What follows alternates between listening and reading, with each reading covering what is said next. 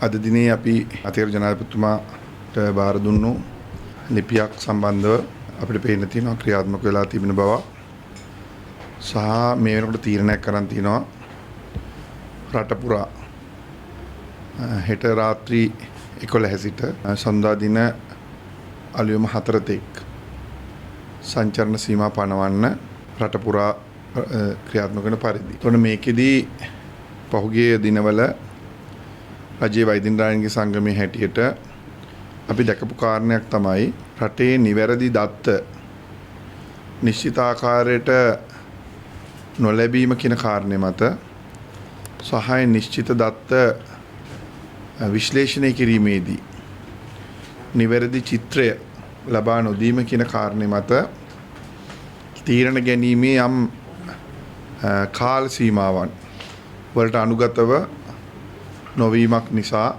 රෝගීන් සංඛ්‍යාව වැඩිවීම ඒ වගේම රෝගීන් කළමනාකරණය කිරීමේදී ප්‍රතිපත්තිමය වශයෙන් තීරණ නොගැනීම සහ ප්‍රතිපත්තිමය වෙනස්කම් වලට අනුගත නොවීම නිසා රෝහල්ධාරිතාව ඉක්මවා යමින් ඒ රෝහල්ධාරිතාව ඉක්මවා යාම නිසා රෝගීන්ගේ ජීවිත අනතුරට ලක් වෙන ආකාරයක් අපිට දකින්න ලැබුණා. අපි ඇත්තටම දෙවනි රැල්ල අවස්ථාවේදී පවා පෙන්වලා දුන්නා මේ රටක ගෝලීය වසංගතය. ඒ ඇතිවෙන රැලි පාලනය කිරීමේදී නිශ්චිතව වැඩි වෙන රෝගීන්ට ගැළපෙන පරිදි අපේ ප්‍රතිපත්තිමය තීරණ වෙනස් කරන්න ඕනේ කියලා. අපි දන්නවා අපි රටක් හැටියට වසංගත නිවාරණය කරගෙන තියෙන්නේ වසංගත වලින් මිදිලා තියෙන්නේ අනිත් රටවලට ආදර්ශයක් සපයමින්. ඒ තමයි ලංකාවට අනන්‍ය වෙච්ච ආවේනික වෙච්ච සෞඛ්‍ය තීරණ ගැනීම තුළින් තමයි අපි රටක් හැටියට ජයග්‍රහණය කරලා තියෙන්නේ. ඒ නිසා තමයි පළවෙනි රැල්ල වෙලාවේ ඉතා පැහැදිලිව බලවත්යයි සැලකෙන ICU ඇඳන් ඕන තරම් තියනවා කියලා හිතන ඇඳන් ධාරිතාව ඕන තරම් තියනවා කියලා හිතන මුදල් ඕන තරම් තියනවා කියලා හිතන සංවර්ධිතයයි කියන රටවල් විවිධ උපක්‍රම භාවිතා කරද්දී ඒ උපක්‍රම ලෝකයට කියමින් ඉඳද්දී ශ්‍රී ලංකාවේ අපි රජයේ වෛද්‍යනාංගික සංගමයේ නායකත්වය දීලා ඒ ජනාධිපති කාර්යසාධක බලකායට ඒ සම්බන්ධව දැනුවත් කරලා මේ රටේ ක්‍රියාත්මක වුණා දැඩි සංචරණ සීමා පනවලා මේ රට කළමනාකරණය කරා. දෙවනි රැල්ල වෙනකොට අපි පැහැදිලි කරලා දුන්නා මේ වැඩි වෙන රෝගීන් සහ වැඩි වෙන ස්පර්ශකීන් සම්බන්ධයෙන් පාලනය ගෙන යාම සඳහා අනිවාර්යයෙන්ම නිවෙස් නිරෝධායනය කියන ක්‍රියාවලියට අපි අනුගත යුතුයි කියලා. ඒ අපි සමහර තර්ක ගේනකොට සමහර පුද්ගලයෝ සමහර ආයතන අපි දැක්ක අපිව දැඩි ලෙස විවේචනයට ලක් කරනවා. ඒකට හේතුව තමයි තම තමන්ගේ ව්‍යාපාර තම තමන්ගේ න්‍යාය පත්‍රයට අපගේ උපක්‍රමයන් ගැලපෙන්නේ නැතිකම. ඒ නිසා අපි ඊටාම පැහැදිලිව කියනවා විවිධ පුද්ගලයින්ගේ ව්‍යාපාර තර කරන්නවත් විවිධ පුද්ගලයින්ගේ න්‍යාය පත්‍රයන්ට අනුකූලවත් කටයුතු කරන සංවිධානයක් නෙමෙයි රජයේ වෛද්‍යනාංගික සංගමය. ඒ නිසා විවිධ අවස්ථාවල මාධ්‍යවල විවේචනයට ලක් වුණා විවිධ පුද්ගලයින්ගේ විවේචනයට ලක් වුණා අපි ලබා දෙන උපක්‍රම රටට ගැලපෙන්නේ නැහැ කියලා. හැබැයි අවසානයේදී නිවෙස් තුල නිරෝධායනය කිරීම කියන සංකල්පයට අපිට එන්න හැකියාවක් ලැබුණා. ඒ වගේම අපි මේ වෙනකොට තීරණය කරලා තියෙනවා සහ නිශ්චිතව ඉල්ලීමක් කරලා තියෙනවා මේ රෝගීන් වැඩිවීමට ඇඳන් සෑදීමෙන් පමණක් හෝ රෝගීන් වැඩිවීමට ICU ඇඳන් වැඩි කිරීමෙන් පමණක් මේ වසංගතයෙන් අපිට ජය ගන්න හැකියාවක් නැති බව. එහිදී රෝගීන් බිහිවීම වැළැක්වීමට අනිවාර්ය නිවාරණ ක්‍රමවේද අනුගමනය කළ යුතුයි කියන එකට ඒ අනුව තමයි අපි 2020 අප්‍රේල් මාසේ ඉදිරිපත් කරපු අපේ යෝජනාවලිය තුළ ඉල්ලුවේ නව සාමාන්‍යකරණයක් තුළ රට පවත්වාගෙන යන්න ඕනේ කියන එක. එතන මේ නව සාමාන්‍යකරණයේදී දුරස්ථභාවය, විස බීජ හරණය, ශ්වසන ස්වස්ථතාවය, මුවාවරණයක් පැළඳීම, සංචරණය අවම කිරීම වගේම එන්නත් කරන ක්‍රියාවලට රට නතු කිරීම ඉතාම වැදගත් වුණා. ඒ අනුව තමයි මේ ක්‍රියාවලිය කරන ගමන් රට නව සාමාන්‍යකරණය තුළ වසරක් හෝ දෙකක් ගෙන යා යුතු බව තමයි රජ්‍ය වෛද්‍යනාංගික සංගමයේ අදහස වුණේ. හැබැයි එහෙම අරගෙන යන මොහොතේ විවිධ සංචරණයන් වැඩි වෙනකොට දුරස්ථභාවයන් අඩු වෙනකොට අපි තා පැහැදිලිව පෙන්නලා දෙනකොට විවිධ විවේචන එල්ල වුණා මේ අය බිල්ලෝ මවනවා කියලා. එතකොට මේ බිල්ලෝ මවනවායි කියලා කියපු සමහර වෛද්‍යවරු වෘත්තීය සංගම්යයි කියා ගන්නා වෛද්‍යවරු ඒ විවිධ මාධ්‍ය ආයතන ඒ අද වෙනකොට කියනවා මේ රට ලොක්ඩවුන් කරන්නේ නැත්තේයි කියලා. ඒ නිසා ඒ අයගේ න්‍යාය පත්‍රයකට ඒ අයගේ වමනාවල් වලට ඒ අයගේ ව්‍යාපාර සරු කර ගන්න විදියට අපිට රටට උපක්‍රම දෙන්න බෑ. ඒ වගේ මේ මාධ්‍යවල විවේචන වලට හෝ විවිධ පුද්ගලයන්ගේ විවේචන වලට බයෙන් රට වෙනුවෙන් දරන්නා වූ නිවැරදි ප්‍රතිපත්තියක් ආපස්සට හරවන්න රජයේ වෛද්‍ය නාලික සංගමේ සූදානම් නේ. ඒ නිසා තමයි අපිට පේන්න තිබුණා අප්‍රේල් මාසේ අවුරුද්දෙන් පස්සේ අපි අවුරුද්දට පෙර කියපු බොහොමයක් මාධ්‍ය සාකච්ඡා සහ මාධ්‍ය හරහා අපිට කියන්න ඕන දේවල් ජනතාව අතරට ගෙනියන්න හැකියාවක් ලැබුණේ නැහැ. ඒ හරහා ජනතාව Tamanට නිදහසක් ලැබුණ ලෙස සලකලා කටයුතු කරා. ඒ වගේම මේ රාජ්‍ය යාන්ත්‍රණය නිශ්චිත පරිදි මේ අයව හසුරුව ගන්න පාවිච්චි වුණේ නැහැ. මේ නිසා අපි කණ්ඩායම් තුනම ගෝලීය වසංගතයක් පාලනය කිරීමේදී වැදගත් වෙන රාජ්‍ය යාන්ත්‍රණය, රජය, වගේම සෞඛ්‍ය අංශ සහ ධාරිතාව, වගේම මහ ජනතාව කියන අංශ තුනම නිශ්චිත පරිදි ඒ අවශ්‍ය තීන්දුව తీරන ක්‍රියාත්මක කර ගැනීමට නොහැකි වීම නිසා අපි දකින්න ලැබුණා තුන්වෙනි රැල්ල. ඒ තුන්වෙනි රැල්ල අද වෙනකොට අපි විශ්වාස කරනවා අපිට පාලනය කරගත හැකි මට්ටමේ තියෙන්නේ. ඒ සඳහා එන්නත් කරන ක්‍රියාවලිය අතිශයින්ම තීරණාත්මක ක්‍රියාවලියක්. හැබැයි එන්නත් කරන ක්‍රියාවලිය තුලින් පමණක් මේ සමස්ත ජයග්‍රහණය ලබන්න බෑ. එන්නත් කරන ක්‍රියාවලිය කරන ගමන්ම අපි තුල ස්වයං විනයක් ඇති කරගත යුතු වෙනවා. අවශ්‍ය කරන තීන්දුව තීරණයේ මොහොතේ ගත යුතු වෙනවා. ඒ නිසා තමයි අපි අවුරුද්දෙන් පස්සේ පැවතුණු සතිය අන්තය අපි ඉල්ලීමක් කරා මේ රට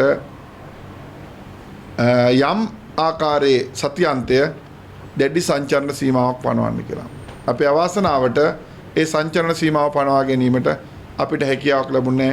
ඒ සම්බන්ධයෙන් අපි ඉතා පැහැදිලිව පේන තිබිච්ච කාරණේ තමයි වසංගත රෝග විද්‍යාංශය තමන් ළඟ තියෙන නිවැරදි දත්ත නොමැතිකම නිසා තිබෙන දත්ත නිශ්චිත ලෙස විශ්ලේෂණය නොකර නිශ්චිත තීන්දුව తీරන නොගැනීම නිසා අපේ සතිය අන්තය අවශ්‍ය පරිදි කළමනාකරණය කරගන්න නොහැකිව ගියා.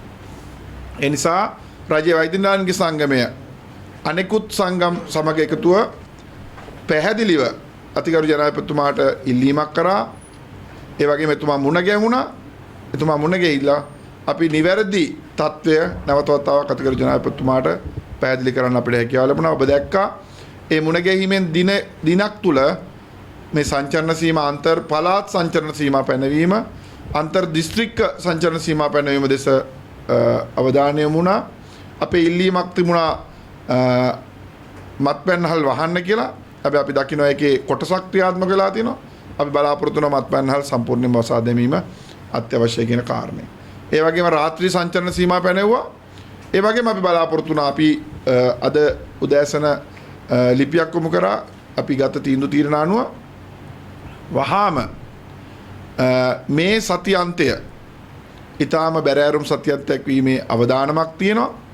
එය සංචරණය කිරීමේ අවදානමක් තියෙනවා. ඒ හරහා අපට පවත්වා ගත යුතු දුරස්ථභාවයන් පවත්වා ගැනීමේ අපහසුතාවයක් පැන නගිනවා. ඒ නිසා ඒ සංචරණ සීමාව වහාම දැඩි කළ යුතුයි කියන ස්ථාවරය අපි හිටියා. අපි ගරු අගමැතිතුමාටත් අතිගරු ජනාධිපතිතුමාටත් මේ සම්බන්ධව අපිට දැනුවත් කරන්න හැකි වුණා. අතිගරු ජනාධිපතිතුමා මේ සම්බන්ධයෙන් එකඟතාවය පළ කරා. විශේෂඥ වෛද්‍ය අනුරුද්ධපාදිනිය මැතිතුමා අතිගරු ජනාධිපතිතුමා සමග සම්බන්ධ වෙලා මේ සම්බන්ධයෙන් දැනුවත් කරා. ඒ අනුව අද දිනේ තීරණයක් ගත්තා. තා පැහැදිලිව මේ සතියන්තයේ රට පුරා සංචරණය දැඩි ලෙස සීමා කරන්න. ඒ නිසා බලාපොරොත්තු වෙනවා. මේ තුලින් බලාපොරොත්තු වෙන්නේ ඉදිරියේදී වෙන්න ගිය සංචරණ කිරීමේ අවස්ථාවන් අවම කිරීම.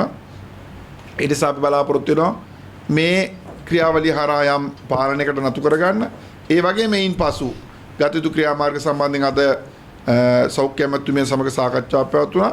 එහිදී තීරණය කරා වසංගත රෝග විද්‍යාංශයේ කටයුතු සම්බන්ධව තීන්දුව తీරන ගැනීමටත් ඒ අධීක්ෂණය කිරීමටත් විශේෂ කමිටුවක් පත් කරන්න විශේෂ වසංගත රෝගය පිළිබඳ කොවිඩ් රෝගය පිළිබඳ විශේෂ මෙහෙයුම් මධ්‍යස්ථානයක් ආරම්භ කරන්නත් එයට මේ සම්බන්ධයෙන් විශේෂඥතාවය තිබෙන නියෝජ්‍ය සෞඛ්‍ය සේවා අධ්‍යක්ෂ ජනරාල්වරුන් අතිරේක ලේකම්වරු ඒ වගේම වසංගත රෝග විශේෂඥයෝ වගේ සියලුම විද්වත් කාණ්ඩ මේට අනුගත කරලා මේ රටේ කොරෝනා රෝගය වැළැක්වීමේදී ගත යුතු නිවාරණ ක්‍රමවේද ඒ වගේම නිවෙස් තුල සිට ප්‍රතිකාර කිරීම සඳහා ඒ අවශ්‍ය නිර්ණායක සපුරණය නිවෙස් තුල සිට ප්‍රතිකාර කිරීමේ ක්‍රියාවලියක් සිද්ධ කරන්න ඒ වගේම අවශ්‍ය කරන PCR ධාරිතාව අවශ්‍ය කරන ප්‍රමාණ වලින් ලබා ගන්නත් ඒ PCR ප්‍රතිඵල රියල් ටයිම් ඩේටා ලබා ගැනීමේ වැඩපිළිවෙලක් ආරම්භ කරන්නත් ඒ හරහා රටේ ඉදිරි ක්‍රියාමාර්ග සැලසුම් කරන්නත් තීරණය වුණා. අපි බලාපොරොත්තු වෙනවා ඉදිරි දින කිහිපයේදී මේ ක්‍රියාවලිය ආරම්භ වෙයි. ඒ වගේම එන්නත් කරන ක්‍රියාවලිය උපරිම ධාරිතාවෙන් රට පුරා ලබා දෙන්න ඒ ක්‍රියාවලිය සඳහා අනුගත වෙන්න සියලු දෙනා එකඟුණා. අපි බලාපොරොත්තු වෙනවා මේ රජයේ හැටියට ගත්ත තීරණ භූමිය තුළ ක්‍රියාත්මක කිරීමේදී සෞඛ්‍ය අංශ මැදිහත් වෙන්නත් ඒ වගේම ආරක්ෂක අංශ ඇතුළු සියලුම පාර්ශවවල දායකත්වය ඇතුව මේ රටේ ජනතාව ආකල්පමය වෙනසක් කරා මේ කොරෝනා වසංගතය තුරන් කරන්න අවශ්‍ය කරන සහාය ලබා ගන්නත් බලාපොරොත්තු වෙනවා. ඒ නිසා මේ ක්‍රියාවලින් සමග අනුගත වෙන්න කියලා අපි ජනතාවගෙන් ඉල්ලා සිටිනවා. ඒ වගේම මාධ්‍ය ආයතන වලින් ඉල්ලා සිටිනවා අසත්‍ය කරුණු එමත් නැත්නම් මේ නිශ්චිත දත්ත නැතුව දෙන කරුණු වෙනුවට එමත් නැත්නම් වෙන වෙන න්‍යාය පත්‍රයන් වලින් දෙන ඒවට අහු නොවි නිවැරදි කරුණු ජනතාවට ලබා දීම මේ වෙලාවේ අතිශය තීරණාත්මකයි. මොකද ඔබේත් මගේත් රටේ සියලු දෙනාගේම ජීවිත අවදානමකට මොහොතකට වැටලා තියෙන වෙලාවක රට ව්‍යසනකාරී තත්වයක තිබෙන මොහොතක අපිට මේ රට තවමත් සුරක්ෂිත කරගෙන මේ රැල්ල පාලනය කිරීමේ හැකියාව තියෙන මොහොතක ඊටාම වගකීම් සහිතව හැසිරීම අත්‍යවශ්‍යලා තිනවා. ඒ සඳහා අවශ්‍ය සහාය දෙන්නයි කියලා ඉල්ලීමකුත් කරන්න බලාපොරොත්තු වෙනවා. බොහොම ස්තුතියි. වෙනම මධ්‍යස්ථාන එතෙන්දී ඒක පොත ඒ කියන්නේ ඒක කාය යටතේද පිටව සෞඛ්‍ය අමාත්‍යාංශය. සමාජිකයන් ගන්න මොකක්ද විශේෂ දෙයක් ඔව් දැනට අපි සමාජිකයන් 12 දෙනෙක් නම් කරලා තිනවා. ඔක්කොම සමාජිකයන් 15ක් විතර වෙයි. ඒකට අයිති වෙන්නේ කොයි පාර්ශවයන්ද? සියලුම සෞඛ්‍ය ක්ෂේත්‍රයේ වසංගත රෝග විශේෂඥයෝ නියෝජ්‍ය සෞඛ්‍ය සේවා අධ්‍යක්ෂ ජනරාල්වරු ඒ වගේම මේ සම්බන්ධ ප්‍රවීණත්වයක් තියෙන ප්‍රජා වෛද්‍යවේදී මේකෙන් සියලුම කාණ්ඩායම් තියෙනවා. මම හිතන්නේ ඔබ දකින්න ඇති මේ අද කතුවෙක්යක් තියෙන අරුණ පුවත්පතේ සුව විරුවන් මැකී ගියාද මම හිතන්නේ මේ සම්බන්ධයෙන් අපි සෞඛ්‍ය ඇමතුමිය සමග සාකච්ඡා කරා. මම හිතන්නේ ඔවුන් බලාපොරොත්තු වෙන ඇති යම් ආකාරයක මාධ්‍ය හරහා සෞඛ්‍ය සේවකීන් නිග්‍රහයට ලක් කරන්න ඒ වගේම මේ ලියන පුද්ගලයෝ සම්බන්ධයෙන් අපිට වෙනම මාධ්‍යවේදීන්ගෙන්ම පැමිණිලි ලැබිලා තියෙනවා යාගේ පුද්ගලිකත්වයන් ගැන. අපි පුද්ගලිකත්වයන් ගැන කතා කරන කණ්ඩායමක් නෙමෙයි. හැබැයි මේ පුද්ගලයින්ට සමහර පුද්ගලයින්ට මේ බාර වහනවා ගියාම ගොඩක් විදිලා තියෙන්න පුළුවන්. ඒක අපේ ප්‍රශ්නයක් නෙමෙයි. ඒක බාරක වැහුවාම කතුවැක්කයක් ලියා ගන්න බැරි කවුරු හරි ඉන්නවා නම් ඒක අපේ ප්‍රශ්නයක් නෙමෙයි. ඉතින් ඒක ගැන ප්‍රශ්න ඇති කරගෙන කතුවැක්ක ලියන අය ඉන්නවා නම් ඒක අපේ ගැටලුවක් නෙමෙයි. ඒ නිසා අපි බලාපොරොත්තු වෙනවා සුවවිරුවන් මේ කරන්නේ ජාතික කාර්යය. ඔවුන්ට නායකත්වය දෙන පිරිස හැටියට ඔවුන්ව රැකගන්න එක අපේ වගකීමක්. අපි අද සෞඛ්‍ය අමාත්‍යාංශයට මේ සම්බන්ධයෙන් අවශ්‍ය කරන පැමිණිලි යොමු කරා. අපි ඇත්තට මම හිතන්නේ මේ ඉන්ඩිවිජුවලි ගන්න සිද්ධ වෙලා තිනවා. අපි මේ සම්බන්ධයෙන් අපේ සමහර පුවත්පත්වල මාධ්‍ය භාවිතාව මේ කොරෝනා වසංගතයේ ආරම්භයේ සිට අපි සංරක්ෂිතව තියනවා වෙන වෙනම. මම හිතන්නේ ලිපිගොනු ඉදිරියේදී අපි ප්‍රදර්ශනයක් හැටියට මේ වෛද්‍යනායකගේ සංගම් ශාලාවේදීම ඔබට දක්වන්න සලස්වන්න ඒ කොරෝනා අර්බුදයේ ගිය ආකාරයත් ඒ කොරෝනා අර්බුදයේ ඒ අදාළ මාධ්‍ය හැසිරුණු ආකාරයත් මාධ්‍ය සමහර දේවල් ප්‍රස්ථාරගත කරපු ආකාරයත් ඒ කතරම් පක්ෂග්‍රාහී නිසා ඔවුන්ගේ න්‍යාය පත්‍රයට අනුගතව කරාද කියන කාරණාත් අපි ඉතා පැහැදිලිව එතකොට ඒකෙදි අර බොහොම ඇකඩමික් විදියට මේ සම්බන්ධ විවේචනයක් ඉදිරිපත් කරන්න සූදානම්. ඒ නිසා අපි ඉල්ලනවා මාධ්‍යවේදීන් හැටියට ඔබ මේ රටේ වෛද්‍යවරු ඇතුළු සෞඛ්‍ය කාර්ය මණ්ඩල සියලුම දෙනා සිද්ධ කරන කාර්යයන් ගැන පේනවා. අපි මේ සම්බන්ධයෙන් සියලුම අතිගරු ජනාධිපතිතුමා ඇතුළු සියලුම පාර්ශ්වවල අවධානය යොමු කරන්න බලාපොරොත්තු වෙනවා. මේක ඉතා පැහැදිලිව යුද්ධය කරද්දී රණවිරුවන්ව අව탁සේරු කළා වගේම මේ ක්‍රියාවලියේදී සුවවිරුවන්ව අව탁සේරු කරාම සමහර අයට ගොඩක් පරීක්ෂණ පවත්වන්න පුළුවන් වෙයි. සමහර අයට ගොඩක් intermediate care centres private sector එකේ පවත්වගෙන ගිහිල්ලා මුදල් හම්බ කරන්න පුළුවන් වෙයි. ඒකම තමන්ගේ මාධ්‍ය කියාගෙන තමන්ගේ පත්‍රය ලියාගෙන ඒ කරන ව්‍යාපාරය කරගෙන යන්න පුළුවන් වෙයි. ඒ ක්‍රියාවලියට රාජ්‍ය වෛද්‍ය නායකගේ සංගමයෙන් කිසිදු ඉඩක් නැහැ. ඒ සම්බන්ධයෙන් අපි ක්‍රියාමාර්ග ගන්නවා. ඒ නිසා ඒ රෝගීන් වැඩි කරගෙන තෘප්තිය ලබන මාධ්‍ය ආයතන සම්බන්ධව අපි ඉදිරියේදී හෙළිදරව්වක් කරනවා. ඒකේ බොහොම ඇකඩමික් විදියට මේ වසංගතේ පුරා මේ මාධ්‍ය හැසිරුනේ කොහොමද කියන එක එතකොට ඒ වගේ නිවැරදි තත්ත්වයේ ලිදක්වන්න අපි බලාපොරොත්තු වෙනවා. ඒතර ඉදිරියේදී යම් යම් කරුණු කාරණා ඔබතුමා ඔය කියන අලුතෙන් ගත්ත ඒ කණ්ඩායම හරහාද යම් යම් තීන්දුව ගන්න? අනිවාර්යයෙන්ම මේ කණ්ඩායම ඉදිරි දින කිහිපෙදී තමන්ගේ වැඩ ආරම්භ කරයි. මේ වෙනකොටත් යම් ආකාරයක වුන් නිල නොවන මට්ටමින් රාජ්‍ය වෛද්‍ය නායක සංගමය සමග සාකච්ඡා කරලා තමයි මේක යෝජනාව ඉදිරිපත් වුණේ. අද එමෙතුමියට ඒක යෝජනාව ඉදිරිපත් කරා.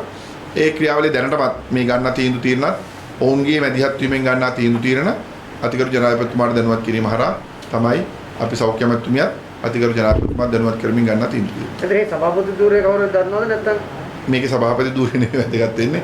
ඒ කලෙක්ටිව් ඒ කණ්ඩායමම සභාපතිවරු තමයි. ඒක විශේෂ සභාපතිවරයෙක් වුණා කන්වීනර් කෙනෙක් ඉඳි කැඳවුම් කරුවෙක්. ඒ කැඳවුම් කරුවේට සෞඛ්‍ය අමාත්‍යාංශය කටයුතු කරයි. ඒ නිසා ඒ සියලු දෙනා මොකද එක්කෙනෙක් සභාපති කරලා ඒ නිලයක් දෙන්න නෙමෙයි මේක හදන්නේ. මේක එකතු වෙලා මේ රට බේර ගැනීමේ වැඩපිළිවෙලේ ආරම්භය.